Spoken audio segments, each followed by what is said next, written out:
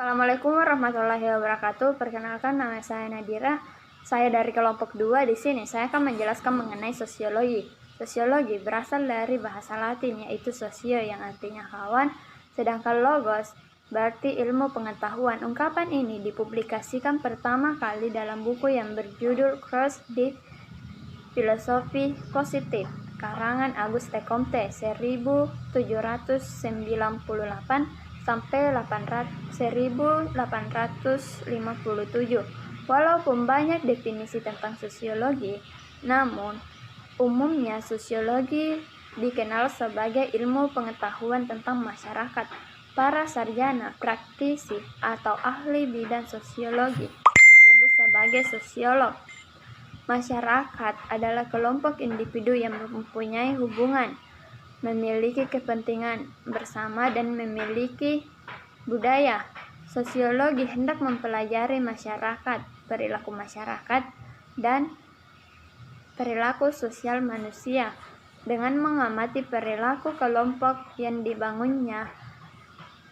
Sebagai sebuah ilmu, sosiologi merupakan ilmu pengetahuan kemasyarakatan yang tersusun dari hasil-hasil pemikiran ilmiah dan dikontrol secara kritis oleh orang lain atau umum. Kelompok tersebut mencakup keluarga, suku bangsa, negara, dan berbagai organisasi politik, sosial, dan ekonomi. Sejarah istilah sosiologi. Istilah sosiologi sebagai cabang ilmu sosial dicetuskan pertama kali oleh ilmuwan Prancis bernama Auguste Comte pada tahun 1842 dan kemudian dikenal sebagai Bapak Sosiologi. Sosiologi sebagai ilmu pengetahuan tentang masyarakat lahir di Eropa karena ilmuwan Eropa pada abad ke-19 mulai menyadari perlunya secara khusus mempelajari kondisi dan perubahan sosial. Para ilmuwan itu kemudian berupaya membangun suatu teori sosial berdasarkan ciri-ciri hakikat masyarakat pada setiap tahap peradaban manusia. Auguste Comte membedakan antara sosiologi statis di mana perhatian dipusatkan pada hukum-hukum statis yang berdasar adanya masyarakat, dan sosiologi dinamis di mana perhatian dipusatkan pada perkembangan masyarakat dalam arti pembangunan. Pokok pembahasan sosiologi terdiri dari 4, yaitu fakta sosial, tindakan sosial, hayalak sosial, dan realitas sosial. Ciri sosiologi terbagi menjadi 4, yaitu empiris, teoritis, kumulatif, dan noumetis. Hakikat sosiologi sebagai ilmu pengetahuan. Pertama, sosiologi adalah ilmu sosial, bukan ilmu pengetahuan alam atau ilmu pasti, karena yang dipelajari adalah gejala-gejala kemasyarakatan. Kedua, sosiologi termasuk disiplin ilmu kategori, bukan merupakan disiplin ilmu normatif, karena sosiologi membatasi diri pada apa yang terjadi, bukan apa yang seharusnya terjadi. Ketiga, sosiologi termasuk ilmu pengetahuan murni, dan dalam perkembangannya sosiologi adalah ilmu pengetahuan terapan. 4. Sosiologi merupakan ilmu pengetahuan abstrak dan bukan ilmu pengetahuan konkret.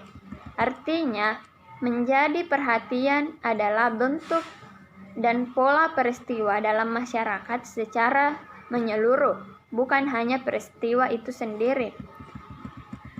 5. Sosiologi bertujuan menghasilkan pengertian dan pola-pola umum, serta mencari prinsip-prinsip dan hukum-hukum umum dari interaksi manusia, sifat, hakikat, bentuk, isi, dan struktur masyarakat manusia.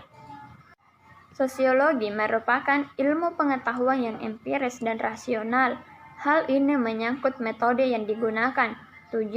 Sosiologi merupakan ilmu pengetahuan umum, artinya sosiologi mempunyai gejala-gejala yang ada pada interaksi manusia. Kegunaan sosiologi. Kegunaan sosiologi dalam masyarakat antara lain. Pertama, untuk pembangunan. Sosiologi berguna untuk memberikan data-data sosial yang diperlukan pada tahap perencanaan, pelaksanaan maupun penilaian pembangunan. 2. Untuk penelitian. Tanpa penelitian dan penyelidikan sosiologi tidak akan diperoleh perencanaan sosial yang efektif atau pemecahan masalah-masalah sosial yang baik. Objek sosiologi. Objek sosiologi pertama yaitu objek material, objek formal, objek budaya, objek agama. Saya akan menjelaskan tentang ruang lingkup dan kajian sosiologi. Ruang lingkup kajian sosiologi sebagai ilmu pengetahuan. Sebagai ilmu pengetahuan, sosiologi mengkaji lebih mendalam pada bidangnya dengan cara bervariasi. Misalnya sosiologi mengkaji dalam mengetahui kenakalan remaja di Indonesia saat ini. Mereka akan mengkaji mengapa kajian sosiologi tersebut jika dirincikan menjadi beberapa hal. Misalnya antara lain ekonomi peserta kegiatan usaha secara prinsipil yang berhubungan dengan produksi, distribusi, dan penggunaan sumber-sumber kekayaan alam. Yang kedua itu masalah manajemen, yaitu pihak-pihak yang membuat kajian berkaitan dengan apa yang dialami dengan warganya. Persoalan sejarah yaitu hubungan dengan catatan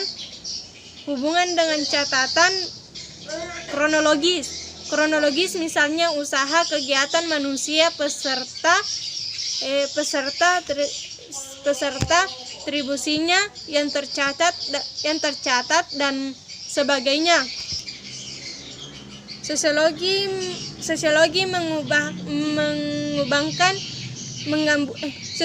menggabungkan data dari berbagai ilmu pengetahuan sebagai dasar penelitiannya. Dengan demikian sosiologi dapat dihubungkan dengan kajian sejarah. Baiklah, saya akan melanjutkan isi materi dari Saudari Nur Fitrah, yaitu perilaku sosial. Perilaku sosial adalah perilaku yang secara khusus ditunjukkan kepada orang lain. Menurut Marx, perilaku mempengaruhi aksi sosial dalam masyarakat yang kemudian menimbulkan masalah-masalah. Weber menyadari permasalahan dalam masyarakat sebagai sebuah penafsiran akan halnya tingkatan bahwa suatu perilaku adalah rasional menurut ukuran logika dan sains atau menurut standar logika ilmiah, maka hal ini dapat dipahami secara langsung. Referensi lain menyebutkan bahwa perilaku sosial merupakan fungsi dari orang dan situasinya. Dimaksud di sini adalah setiap manusia akan bertindak dengan cara yang berbeda dalam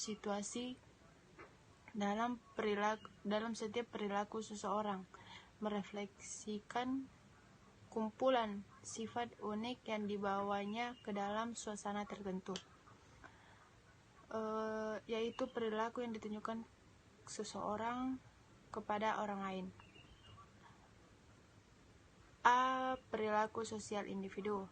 Dalam memahami perilaku sosial individu dapat dilihat dari kecenderungan ciri-ciri respon interpersonalnya yang terdiri dari pertama, kecenderungan peranan, yaitu role disposition, yaitu kecenderungan yang mengacukan kepada tugas, kewajiban, dan posisi yang dimiliki seorang individu. Yang kedua itu kecenderungan sosiometrik, yaitu kecenderungan yang bertautan dengan kesukaan, kepercayaan terhadap individu lain. Yang ketiga yaitu ekspresi, yaitu kecenderungan yang bertautan dengan ekspresi diri dan dengan menampakkan kebiasaan-kebiasaan khas. B. Ilmu sosial. Ilmu sosial adalah ilmu yang mempelajari perilaku sosial dan juga ilmu yang bisa memberikan sumbangan kepada perbaikan masyarakat. Sebenarnya yang diuji secara sistematis bisa memberikan memberikan pegangan bagi penyelesaian konflik-konflik yang mengganggu. Ada juga klaim intern dari ilmu sosial bahwa ilmu sosial berfungsi sebagai salah satu peranti intelektual dan penyelesaian perbatasan, pengolahan, dan penangkalan konflik-konflik sosial. Beberapa sosiologi bahkan mengisyaratkan berbagai pencapaian saling pengertian, melainkan juga mendorong individu untuk memberikan suatu komitmen. C. Antropologi. Antropologi adalah sebuah disiplin ilmu sosial yang mempelajari manusia, kebudayaan.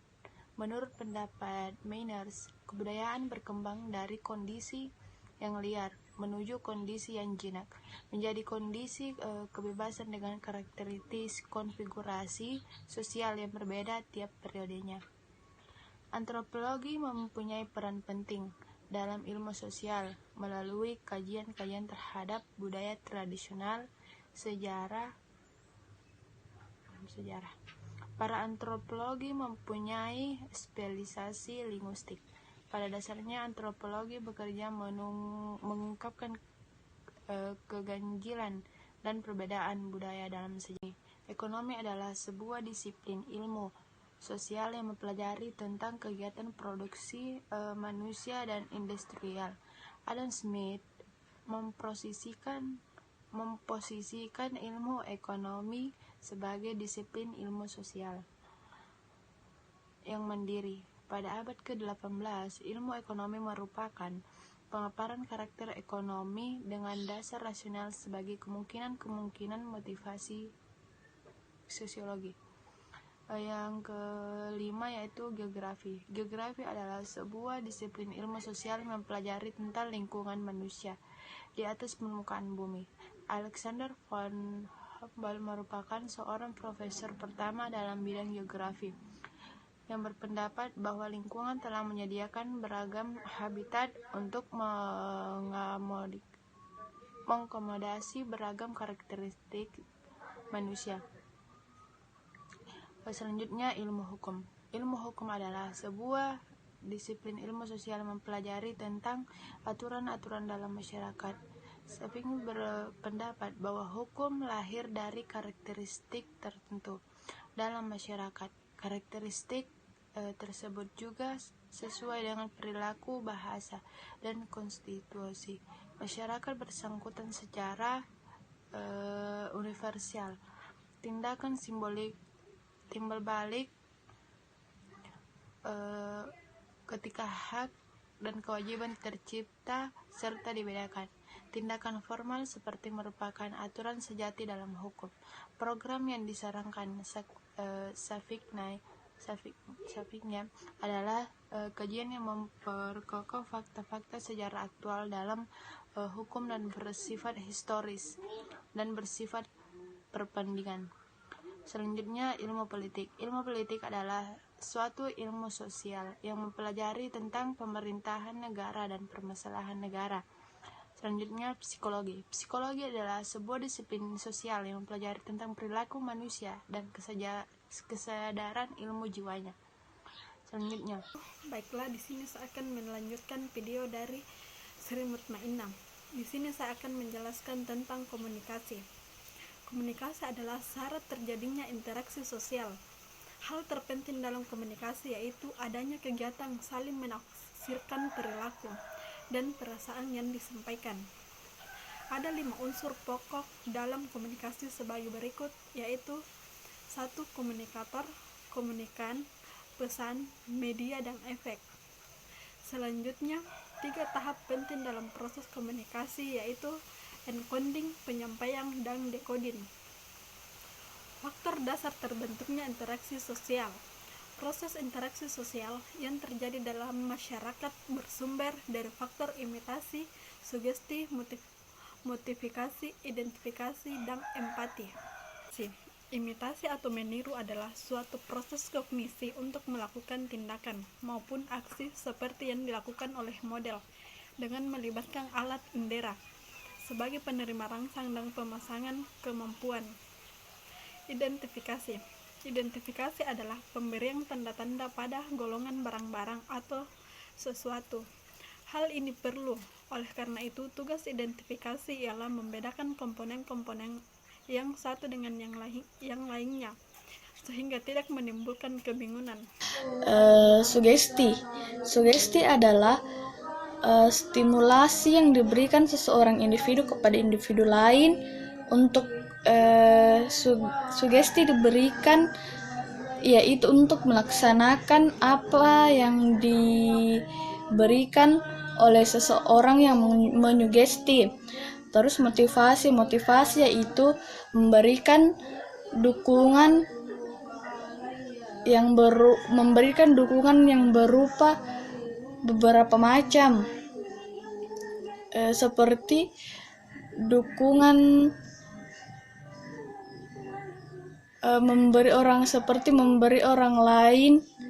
membantu orang lain yang terkena musibah. Terus empati hampir mirip dengan simpati, akan tetapi empati ini merujuk kepada orang lain, membantu kepada orang lain, tidak tidak semata-mata perasaan kejiwaan saja. Empati berikan dengan perasaan organisme tubuh yang sangat intens dalam hubungan antar suatu individu, masyarakat dengan relasi sosial lainnya. Gilin dan Gilin mengatakan bahwa proses-proses sosial adalah cara-cara berhubungan yang dapat dilihat apabila perorangan dalam kelompok-kelompok manusia akan bertemu dan mereka membentuk sistem serta bentuk-bentuk hubungan manusia, atau apa yang terjadi apabila ada perubahan-perubahan yang menyebabkan goyahnya cara-cara hidup yang telah ada. Terus hal ini membuat kegiatan komunis menjadi suatu dasar yang kuat dalam kehidupan maupun proses sosial seseorang. Adanya tingkat kesadaran di dalam berkomunikasi di antara warga-warga dalam kehidupan bermasyarakat dapat membuat masyarakat dipertahankan sebagai suatu kesatuan dan menciptakan apa yang membuat masyarakat dipertahankan. Interaksi sosial merupakan suatu pondasi dan hubungan yang berupa tindakan yang berdasarkan norma dan nilai sosial yang berlaku dan diterapkan di dalam lingkungan masyarakat. Dengan adanya nilai dan norma berlaku, interaksi sosial sendiri dapat berlangsung dengan baik. Jika aturan dan nilai-nilai yang ada dapat dilakukan dengan baik dan tidak dilanggar. Menurut Profesor Dr. Surjono Sekamto, di dalam pengantar sosiologi, interaksi sosial merupakan kunci rotasi semua kehidupan sosial dengan tindakan adanya komunikasi ataupun interaksi antar satu sama lain. Menurut Surjono Sukanto, interaksi sosial tidak mungkin terjadi tanpa adanya dua syarat. Yang pertama kontak sosial, dan yang kedua komunikasi. Kontak sosial, kontak sosial dalam bahasa Inggris yaitu kontak, atau berasal dari bahasa Latin yaitu kon atau cum yang artinya bersama-sama, dan tenger yang artinya menyentuh.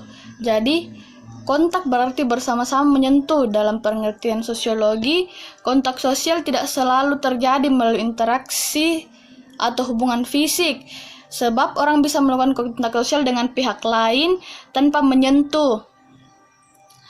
Terus komunikasi. Komunikasi merupakan syarat terjadinya interaksi sosial.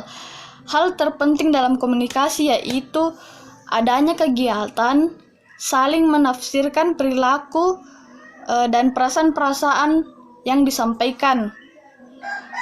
Ada 5 unsur pokok dalam komunikasi.